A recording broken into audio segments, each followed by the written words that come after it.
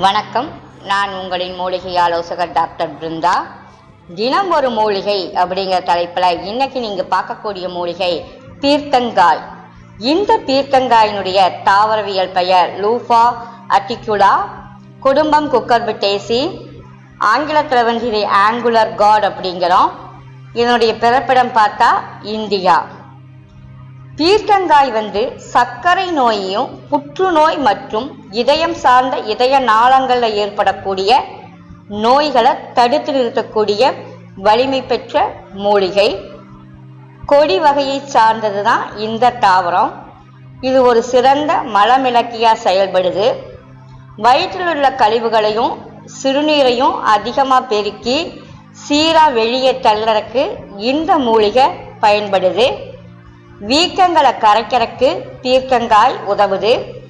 இது குறிப்பாக மண்ணீரலில் ஏற்படக்கூடிய வீக்கத்தை தணித்து இருமல் ஆஸ்மா நோவை குணப்படுத்தக்கூடிய தன்மை இந்த பீர்க்கங்காய்க்கு இருக்கு. இதனுடைய விதைகள் வாந்தியை தூண்டுது. சளியை உடைச்சு வெளியே தள்ளக்கூடிய தன்மை இந்த பீர்க்கங்காய்க்கு இருக்கு. இதில் நார் சத்து, vitamin B2, vitamin C, carotene, niacin, இரும்பு சத்து அதிக அளவுலையும், அயோடின், ஃப்ளூரின் குறைந்த அளவும் இருக்கு. இனிப்பு சுவையுடையது இந்த காய். எளிதில் ஜீரணமாகும், உடலுக்கு குளிர்ச்சியை தரும், குறைந்த அளவு எரிசக்தி இருக்கிறதுனால சர்க்கரை நோயாளிகளுக்கு ஒரு மிகச்சிறந்த உணவா இதை சொல்லலாம்.